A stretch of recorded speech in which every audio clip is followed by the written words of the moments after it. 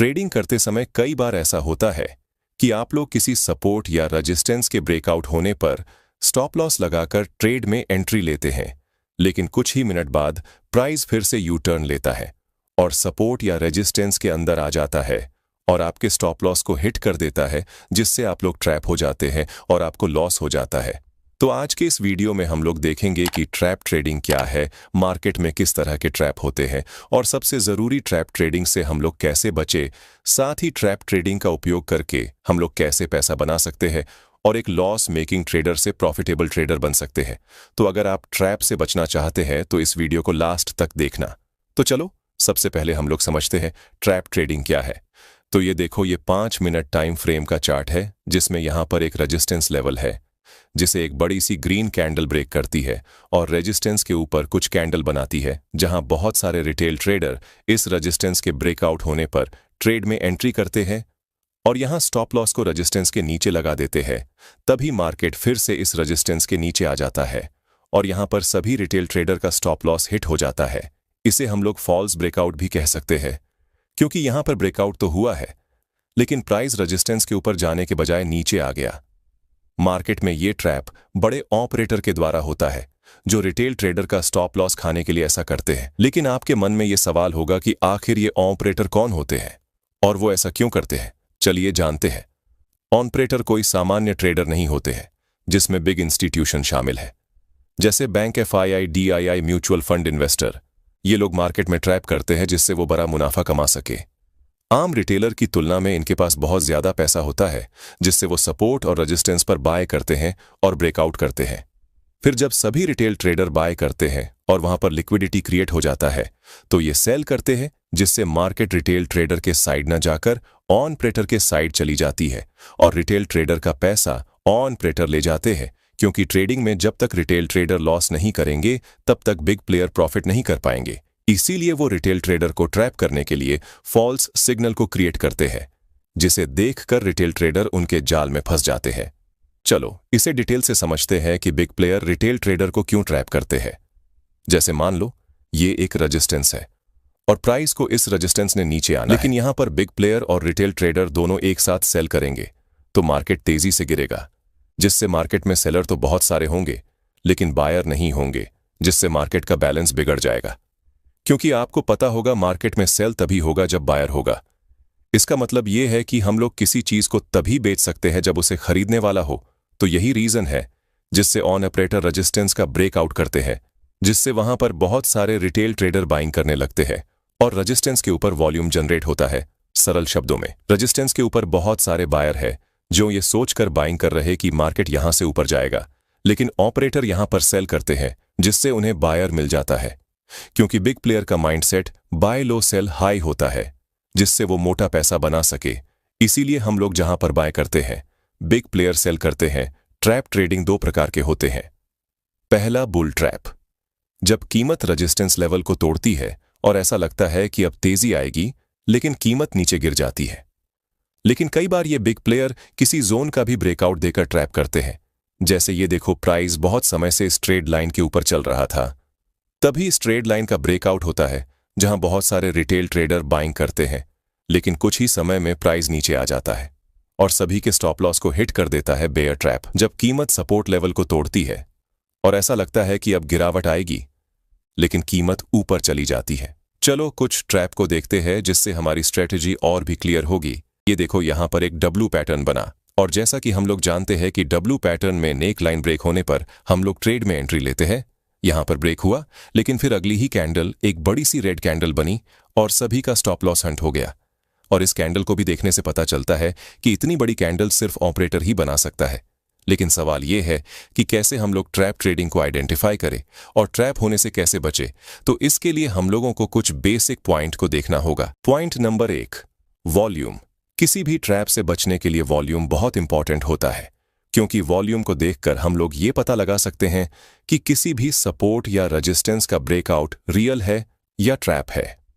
क्योंकि प्राइस कई बार हम लोगों को गलत सिग्नल देते हैं, जिससे हम लोग ट्रैप हो सकते हैं। इसीलिए फेक ब्रेकआउट से बचने के लिए वॉल्यूम देखना बहुत जरूरी है। इसे लगाने के लिए सबसे पहले आपको ट्रेडिंग व्यू के वेबसाइट पर जाना है और फिर इंडिकेटर वाले ऑप्शन को क्लिक करना है। फिर वहां सर्च करना है वॉल्यूम, फिर इसे चार्ट पर ऐड करना है, जिसके बाद ये चार्ट पर कुछ इस तरह से शो होगा। इसे आप मोबाइल या कंप्यूटर दोनों में लगा सकते हैं। चलिए इसे इस चार्ट की मदद से समझते हैं। ये देखो, प्राइस बड़ी बड़ी ग्रीन कैंडल बनाते हुए ऊपर गई और रेजिस्टेंस को ब्रेक करने के बाद छोटे छोटे रेड कैंडल बनाकर रिट्रेसमेंट किया। लेकिन अगर हम लोग वॉल्यूम को देखें तो हमें पता चलता है कि प्राइस ऊपर जाने के समय बड़ी बड़ी ग्रीन कैंडल शो करता है, लेकिन नीचे आने के समय रेड कैंडल बिल्कुल छोटा है। इससे पता चलता है कि बायर इस समय पावरफुल है और सेलर वीक, क्योंकि सेलर की वॉल्यूम बहुत कम है और वो मार्केट को ज्यादा नीचे नहीं ले जा पाएंगे। और यहां पर एक ग्रीन कैंडल बनती है जिसकी वॉल्यूम सेलर से ज्यादा है, तो ये एक रियल ब्रेकआउट है।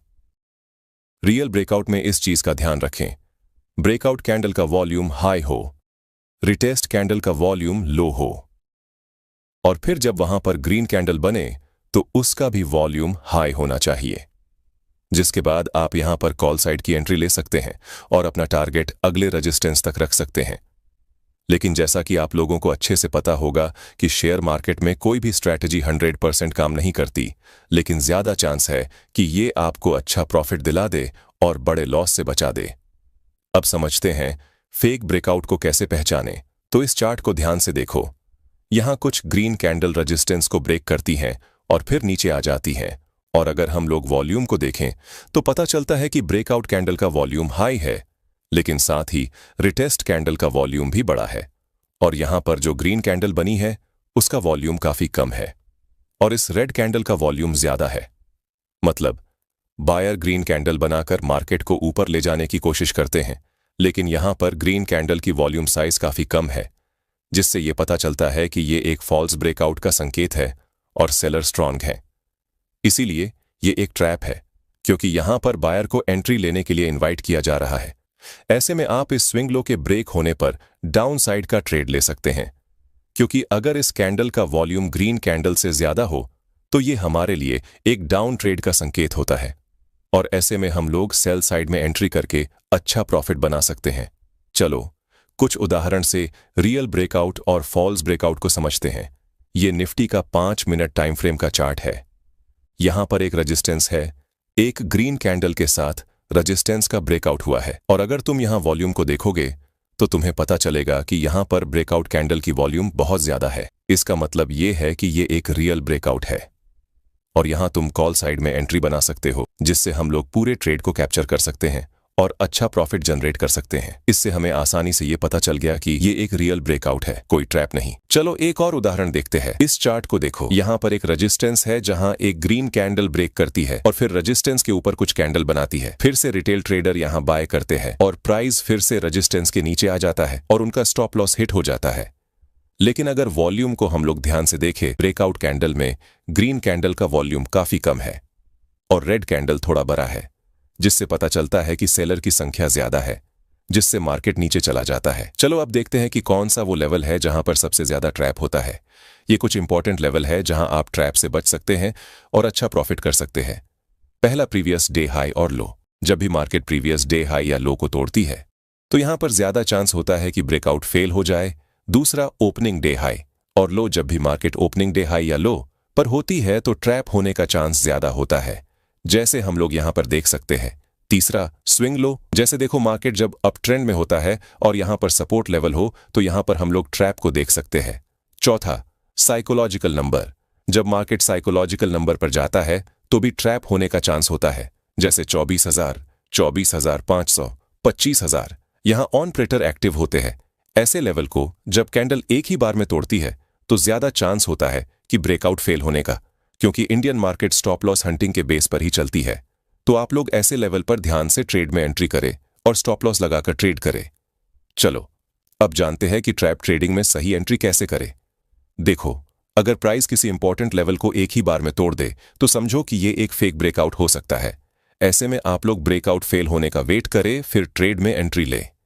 दूसरा, अगर प्राइस इंपॉर्टेंट लेवल के पास जाकर कुछ कैंडल बनाए और फिर ब्रेकआउट दे तो समझ लो ये एक रियल ब्रेकआउट है, और अगर प्राइस ब्रेकआउट के बाद ज्यादा समय बिताए तो ये एक फेक ब्रेकआउट हो सकता है जहां ट्रेडर ट्रैप हो सकते हैं। ट्रैप ट्रेडिंग में सफल होने के लिए कुछ जरूरी बातें। पॉइंट नंबर 1, कंफर्मेशन जरूरी है। बिना कंफर्मेशन के ट्रेड न लें। हमेशा कैंडल पैटर्न या इंडिकेटर्स चेक करें। पॉइंट नंबर 2, वॉल्यूम पर ध्यान दें। फॉल्स ब्रेकआउट में वॉल्यूम कम होता है, जो ट्रैप का संकेत है। Point number 3, risk management. अपने अकाउंट का 1 से 2% से ज्यादा रिस्क न लें। स्टॉप लॉस हमेशा यूज करें। Point number 4, market news. बड़े इवेंट्स जैसे आरबीआई की पॉलिसी या यूएस मार्केट की खबरें ट्रैप्स को प्रभावित कर सकती हैं। धैर्य रखें, ट्रैप सेटअप्स बार बार नहीं आते, सही मौके का इंतजार करें। पॉइंट नंबर 5, टाइम फ्रेम चुनें। पॉइंट नंबर 6, अगर आप एक बिगनर ट्रेडर है तो एक लॉट से ही ट्रेड करें जब तक आप ट्रेडिंग को अच्छे से न सीख जाए, क्योंकि ज्यादा लॉट लेने से लॉस भी बड़ा होगा। पॉइंट नंबर 7, अगर ट्रेड आपके डायरेक्शन में है तो ट्रेल करते हुए आगे बढ़े, जिससे लॉस होने का चांस कम होगा। ये थी ट्रैप ट्रेडिंग की स्ट्रेटजी। इसे समझकर और प्रैक्टिस करके आप मार्केट में छिपे मौकों का फायदा उठा सकते हैं। अगर आपको ये वीडियो पसंद आया तो लाइक करें और चैनल को सब्सक्राइब करें। कमेंट में बताएं कि आप अगला टॉपिक क्या चाहते हैं। मिलते हैं अगले वीडियो में।